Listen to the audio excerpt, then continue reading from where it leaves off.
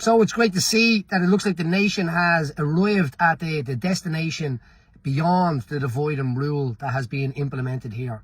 Rather than taking it on one person or the other person by what's going on in their country during the international protection system, people are starting to realise that it's the system itself that has let us down, and that has been created to be exactly what it is.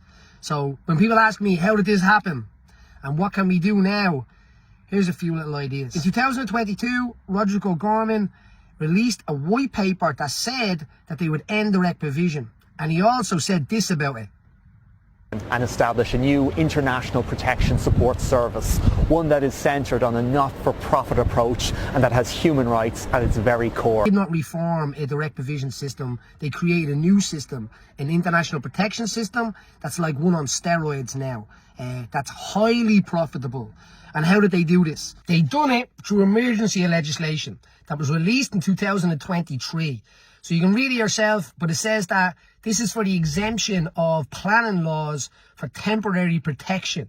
So to change buildings into centres that could hold large groups of people, mainly aimed towards the Ukrainian situation, which was set to end, that the planning on these buildings will have to return back to the planning it originally was on the 31st of December 2028. I'll explain more about that in a minute. But in this legislation, it says when the temporary protection group were not using this anymore, that this would then return to an international protection accommodation. So how did they foresee that? How did they foresee large groups of people arriving in Ireland that would then have to avail of centres that were pre-built that would make a lot of money? And what should be done? What could be done?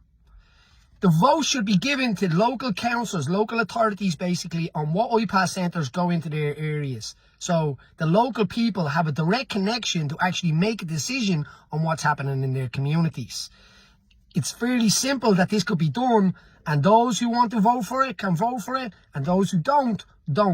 But the transparency is what's most important there.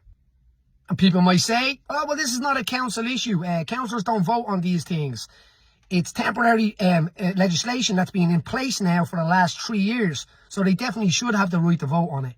And when I go back to the reason why, because on the 31st of December 2028, the legislation is said to disappear. It's said that it shall not continue.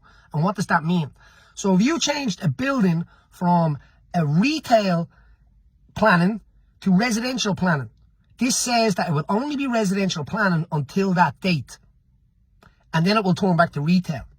So this is the question I've been asking. What happens then? And it just happens to be 12 months away from the 2030 election. But listen, surely that's only a coincidence, isn't it? Finally, this labelling of people has to stop. This mixing of everybody together and people who have genuine concerns being labelled all sorts of labels. It's absolutely ridiculous and it's embarrassing. It really shows you up. It's embarrassing. So it needs to stop.